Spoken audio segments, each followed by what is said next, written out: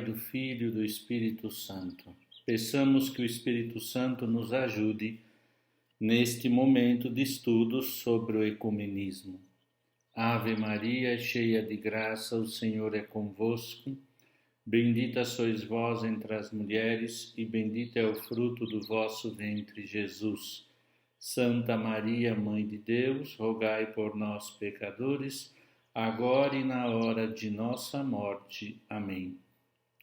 Santo anjo do Senhor, meu zeloso e guardador, se a ti me confiou, a piedade divina sempre me rege, me guarde, me governe, me ilumine. Amém. Maria, sede da sabedoria, rogai por nós. Divino Espírito Santo, iluminai-nos. Em nome do Pai, do Filho e do Espírito Santo.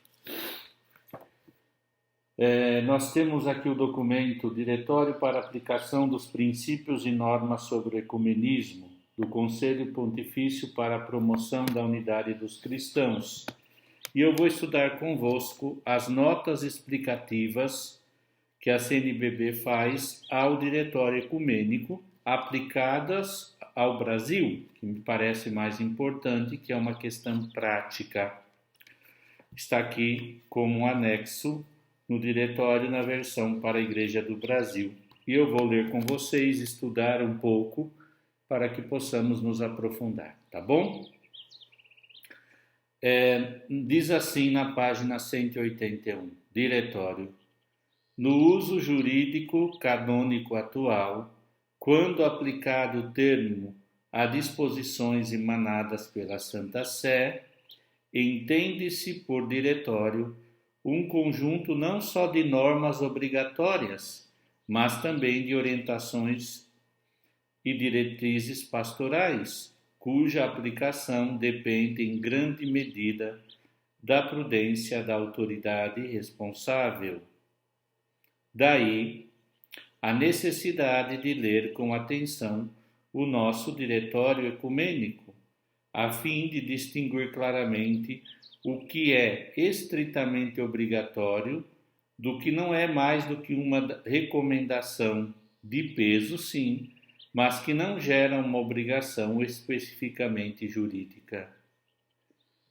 Do ponto de vista formal, o novo Diretório Ecumênico encontra-se contido num decreto geral executório, ou seja, um decreto pelo qual se determinam mais precisamente os modos a serem observados na aplicação da lei, ou mediante o qual se urge a observância da lei. Por expressa declaração do Código, tal tipo de decreto não derroga as leis, suas disposições que forem contrárias a leis não têm nenhum valor. Por isso, mesmo que o diretório tenha sido promulgado com autoridade pontifícia, não perdeu força de lei quanto está estatuído sobre esta matéria no Concílio Vaticano II, especialmente no Decreto Unitatis Redintegratio, ou no Código de Direito Canônico. Aqui ele está explicando a que se serve o diretório, não é? E antes de continuar, diz assim, volto a ler isso, um conjunto não só de normas obrigatórias, mas também de orientações e diretrizes. E continua, o que o novo diretório faz é, como dizíamos, explicitar e determinar mais exatamente quanto já se encontravam determinado naqueles dois corpos legais. Pelo contrário, devem considerar-se abrogadas, ou seja, substituídas pelo novo diretório, as disposições e orientações contidas em documentos similares anteriores, como os diretórios Ad Totam Ecclesiam ou Spiritus Domini, dado para aplicação do decreto Unitatis Redintegratio. Para além do caráter jurídico de suas disposições, deve-se sublinhar o significado pastoral do novo diretório e o grande impulso que pode dar ao ecumenismo católico. Então, eu gostaria de ler e estudar convosco exatamente por isso, porque um diretório apresenta as diretrizes, não podemos perder o sentido do que é um diretório, né? Por isso que esse documento, lendo o anexo, a gente entende um pouquinho esse diretório aplicado à Igreja do Brasil, diretório de 93, tá bom? Então, continuem comigo na página 182. Desculpe, um pouco com alergia hoje, tá? Me perdoem. Na página 182 diz: em numerosos lugares, o diretório exige uma complementação a ser promulgada pelas conferências episcopais. 2. Página 182. Conforme a Constituição Apostólica Sacrae Disciplinae Leges, que promulgou o novo Código de Direito Canônico para a Igreja Latina, um dos princípios da eclesiologia do Concílio Vaticano II, que deveria orientar a nova legislação canônica, é o esforço que a Igreja deve consagrar ao ecumenismo. Embora não tenha nenhum capítulo sobre essa matéria, o Código contém princípios de grande transcendência ecumênica, como o da comunhão eclesial. Também regulamenta um bom número de matérias deste tipo, como o reconhecimento do batismo, os matrimônios mistos ou administração de certos sacramentos a membros de outras igrejas e comunidades eclesiais. Já o Código dos Cânones das Igrejas Orientais dedica explicitamente um título, o 18º, ao ecumenismo ou fomento da unidade dos cristãos. Por sua vez, o novo catecismo, tratando da unidade da Igreja, consagra uma seção, número 817 e 819, à consideração das feridas da unidade, e na seção seguinte, número 820 e 822, mostra o caminho rumo à unidade. 4. Ninguém se deve considerar eximido da tarefa ecumênica. Por isso, o diretório está destinado tanto aos pastores, ou seja, aos que têm a responsabilidade pelo governo da comunidade católica, quanto aos outros fiéis. De fato, a tarefa ecumênica não é uma atividade pastoral ao lado das outras, mas uma dimensão intrínseca do ser eclesial. Portanto, é tarefa a ser realizada nos próximos anos, conseguir que os princípios contidos no diretório sejam assimilados por todos e traduzidos na prática pastoral. Aqui, mesmo sendo um diretório, não podemos dizer que ele obriga em tudo, como já foi explicado aqui, mas se serve a apontar diretrizes e sim orientar, dando normas precisas. Não quer dizer que o ecumenismo é tarefa somente dos pastores, mas também os fiéis devem conhecer as direções que a Igreja nos aponta para o ecumenismo. Depois, no número 5, página 183, diz: seguindo coerentemente as linhas do decreto Unitatis et Integratio, que nós estudamos inteiramente, o diretório, não obstante o uso de uma terminologia diferente por diversos autores, utiliza a expressão igrejas no plural, tanto exclusivamente para referir-se às igrejas orientais, tanto pré-calcedônias quanto bizantinas, que não se encontram em plena comunhão com a Igreja Católica. Pelo contrário, para designar as outras comunidades verdadeiramente cristãs, como, por exemplo, as nascidas da reforma do século XVI ocidental, a expressão usada é sempre comunidades eclesiais, que não estão em plena comunhão com a Igreja Católica.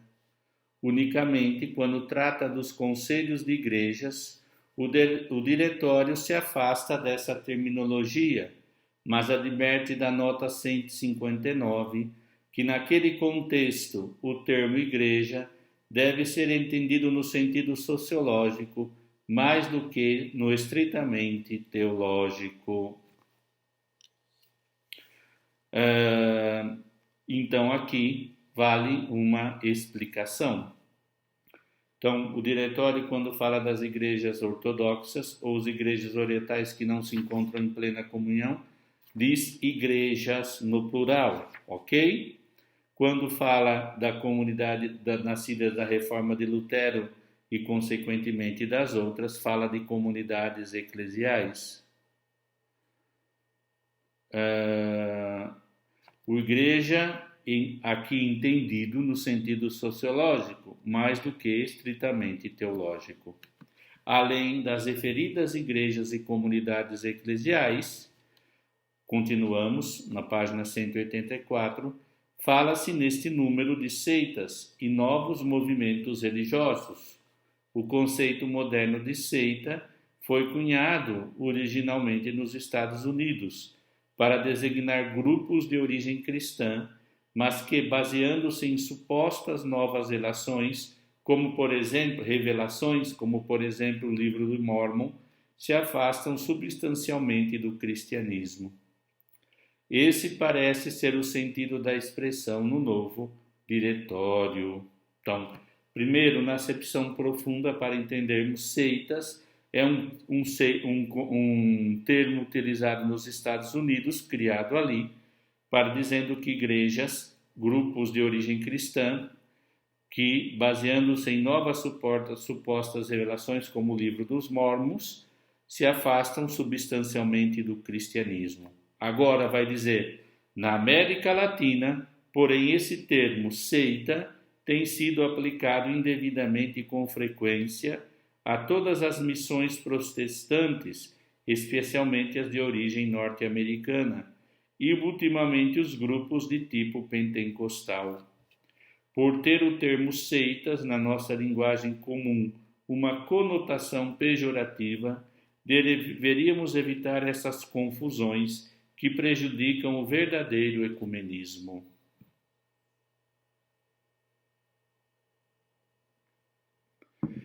Então, aqui, seita, na América Latina e no Brasil, então, diz a todas as missões protestantes, sobretudo aquelas que vêm dos Estados Unidos, e se pede para não usar esses termos no sentido pejorativo, talvez de confundir com todas essas seitas que afastam-se substancialmente do cristianismo, tá bom?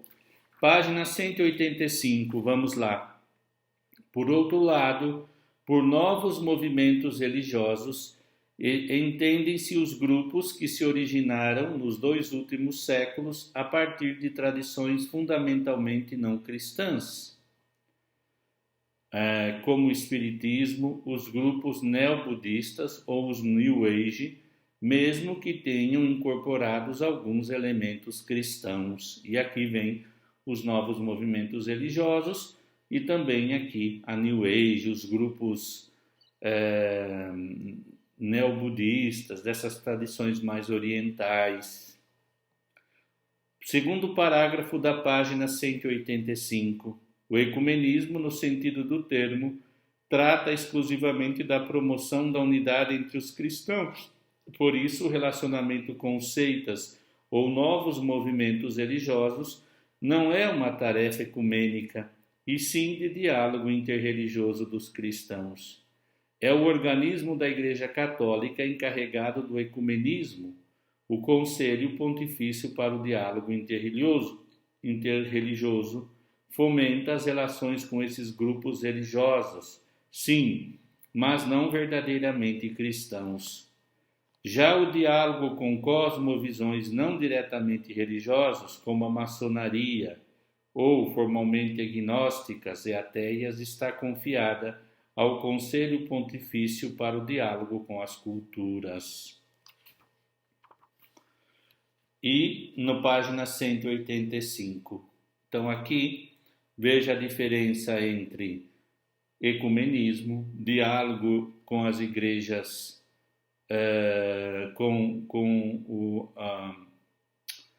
as religiões não cristãs, sobretudo o islamismo e o judaísmo, com as religiões monoteístas, e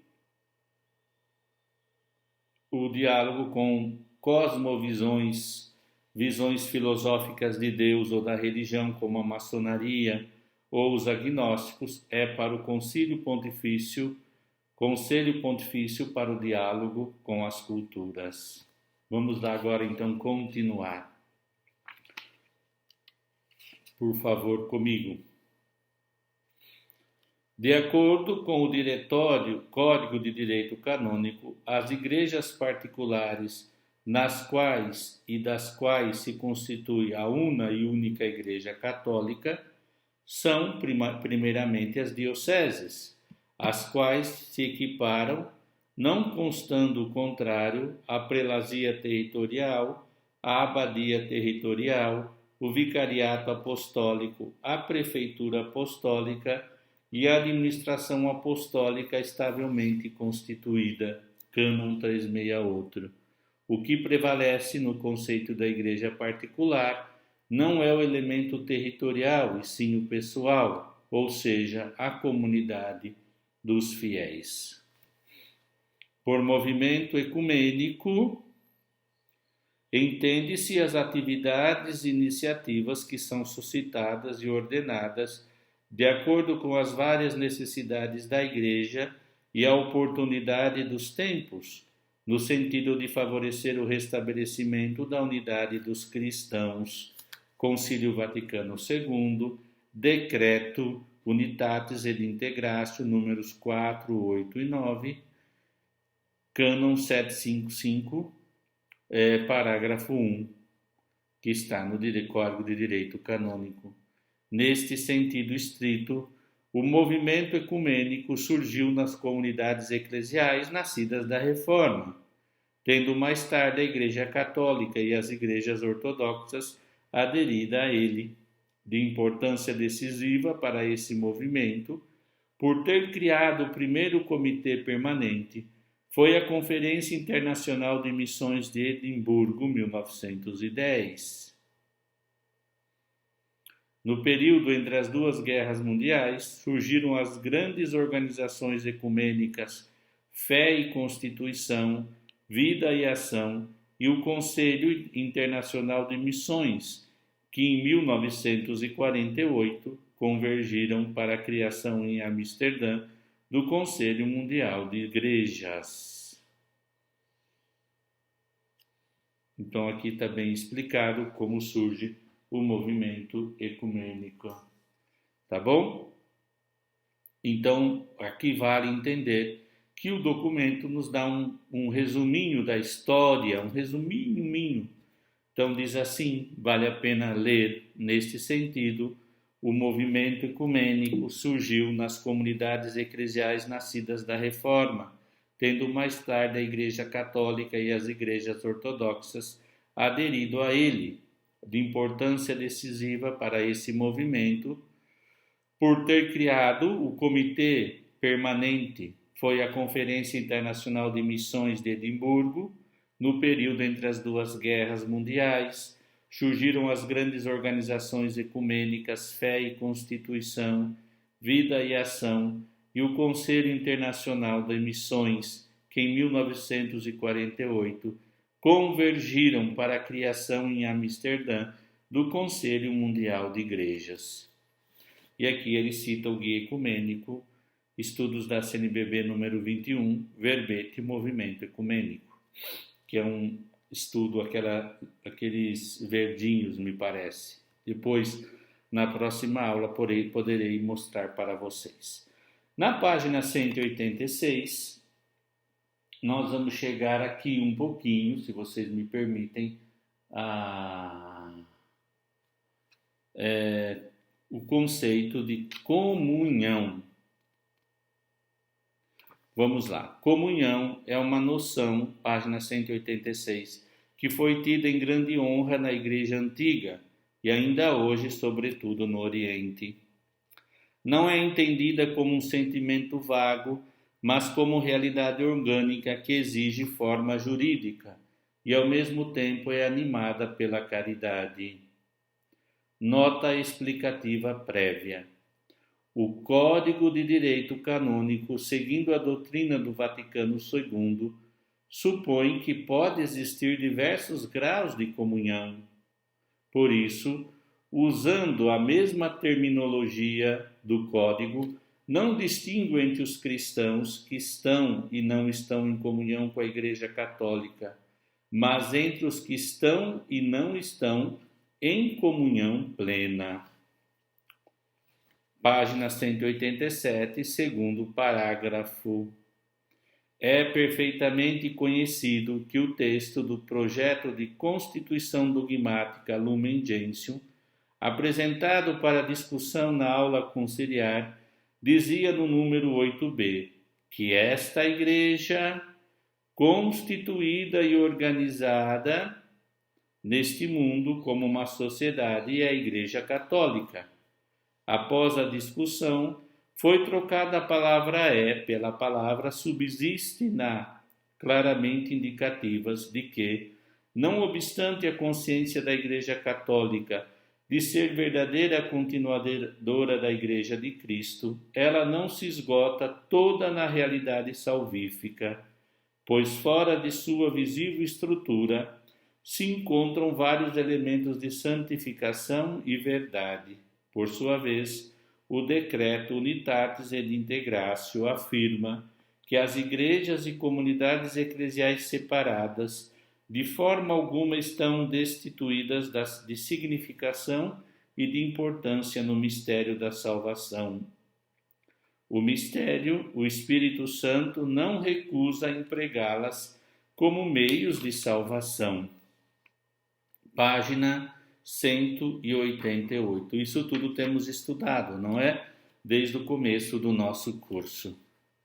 Página 188. Por ordinários locais entendem-se todos aqueles que, em virtude do seu ofício, gozam de poder ordinário executivo geral em uma igreja particular, ou seja, os bispos diocesanos e os que a eles se equiparam, como os prelados territoriais, os que ficam encarregados do governo temporário da diocese, administradores apostólicos temporários ou diocesanos, os vigários gerais episcopais. No Diretório Oriental, recebem o nome de hierarcas locais. Sínodo das Igrejas Orientais e Conferências Episcopais, página 188.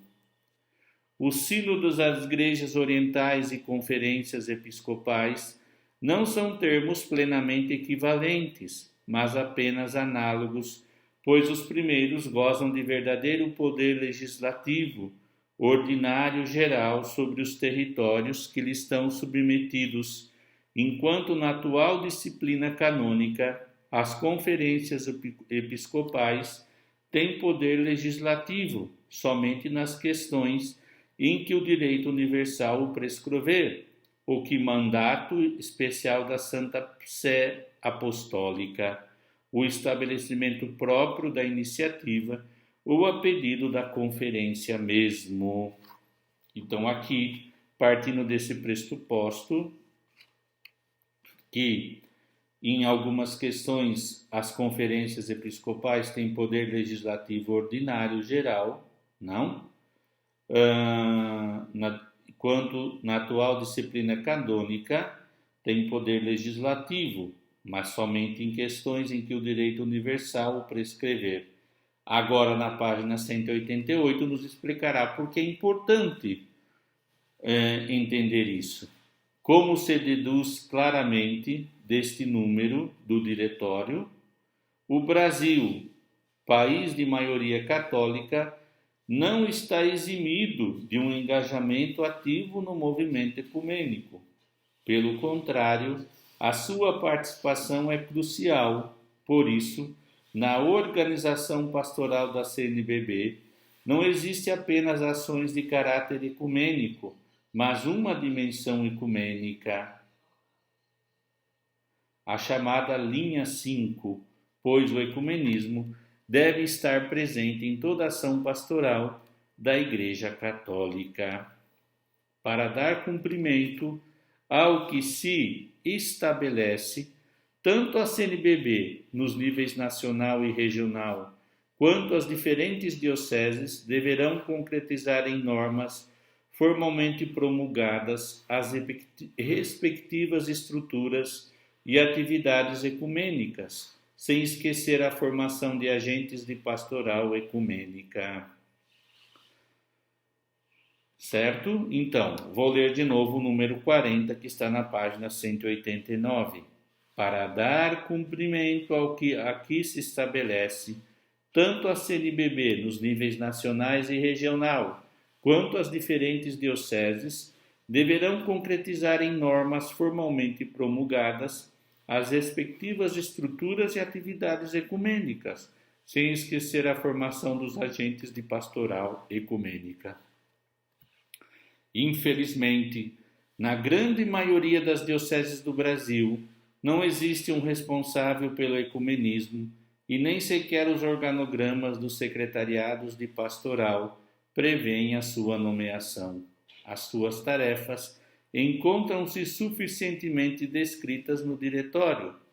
Fundamental é o entrosamento com os outros setores da pastoral, a fim de que a dimensão ecumênica se faça presente em todos. Para muitas dioceses brasileiras, não será possível o estabelecimento de uma comissão ou secretariado de ecumenismo e também de diálogo interreligioso. De modo análogo ao que acontece com os tribunais eclesiásticos, poderia ser incentivado a criação de comissões para as diversas regionais da CNBB, para províncias eclesiásticas ou para grupos menores de dioceses. Na composição dessas comissões, deve-se levar em conta a representação dos diversos setores da diocese. Por isso, não pode ser uma composição única, mas respeitando as peculiaridades das dioceses, adaptadas às circunstâncias de cada região. Diz assim: normalmente, as paróquias e lugares onde convivem cristãos de diversas confissões terão maior oportunidade de ações ecumênicas, sobretudo de oração e de testemunho comum de vida. Pense, por exemplo, em festas de formaturas, celebrações com motivos de datas cívicas, campanhas em favor de pobres ou marginalizados. Daí a necessidade de estabelecer estruturas ecumênicas também em nível paroquial. Mas mesmo as paróquias totalmente católicas ou com uma presença mínima de cristãos de outras confissões não poderão se considerar eximidas das preocupações ecumênicas que, como dizíamos, é uma dimensão intrínseca do ser eclesial e, na frase de João Paulo II, uma prioridade pastoral da Igreja do nosso tempo. E, então, essa bela explicação do ecumenismo no Brasil, porque senão nós não teríamos força de compreender tudo o que diz aqui no nosso querido diretório, e depois nós vamos só ver alguns pontos, porque aqui está bem resumido. Vai nos dizendo que a preocupação ecumênica deve ser setorial para poder trabalhar, mas não pode ser eximida. E aqui ele dá por exemplo, dá uma diretriz legal: festas de formaturas, celebrações com motivos de datas cívicas, campanhas em favor dos pobres ou dos marginalizados. Então aqui, eu vou deixar até aqui, porque as explicações estão densas, Depois os senhores respondam o guia de estudo e vamos procurar sintetizar tudo isso, tá bom? E aí a gente vai estudando essas notas para poder entender algumas coisas próprios aplicados à Igreja do Brasil e depois estudar alguma coisa que o diretório nos diz, sobretudo na nossa formação. Vejam também o vídeo complementar para irmos compreendendo melhor muitas coisas que vão falando sobre outras religiões. A tarefa é árdua, porém a gente vai delimitando, estruturando para que o nosso estudo seja objetivo e frutuoso. Paz e bem, muito obrigado.